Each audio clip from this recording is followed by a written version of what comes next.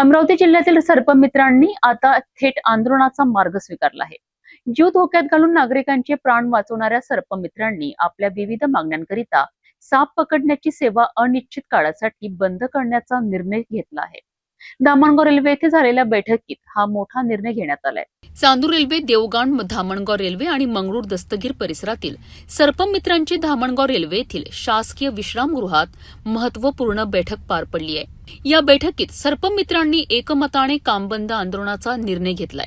सर्पमित्रांचे म्हणणे आहे की साप पकडताना अनेकदा सर्पदंश, अपघात आणि जीवितहानीच्या घटना घडतात। मात्र अशा वेळी वन विभागाकडून आवश्यक संरक्षण, मदत किंवा आर्थिक आधार मिळत नसल्याने सर्पमित्रांमध्ये नाराजी आहे। अधिकृत ओळखपत्र, मोफत वैद्यकीय सुविधा, 10 लाख रुपयांचा अपघात विमा, निश्चित मानधन, आधुनिक बचाव साहित्य आणि प्रशिक्षण या प्रमुख मागण्या मान्य होईपर्यंत आंदोलन सुरू ठेवण्याचा निर्धार सर्पमित्रांनी व्यक्त केला आहे।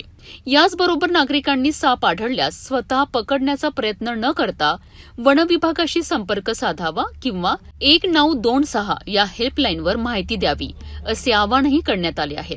धामणगाव रेल्वे, चांदूर रेल्वे, मंगरूळ दस्तगीर, देवगाव आणि आजूबाजूचा टोटल परिसर येथील सर्व सर्पमित्र रेस्ट हाऊस धामणगाव इथे जमा झालेलं आहोत। आम्ही इथं जमा कशासाठी झालो? आमच्या काही मागण्या आहेत।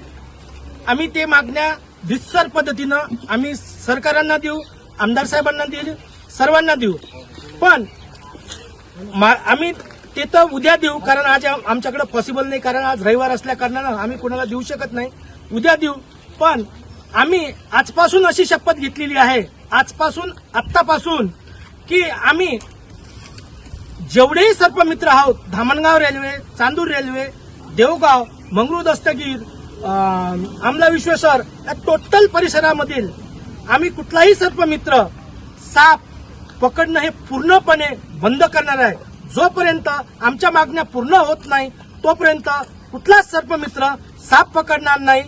जीवाची पर्वा न करता वन्यजीव आणि नागरिकांचे संरक्षण करणाऱ्या सर्पमित्रांच्या मागण्यांकडे वन विभाग किती गांभीर्याने पाहतो हे आता पाहणे महत्त्वाचे ठरणार आहे।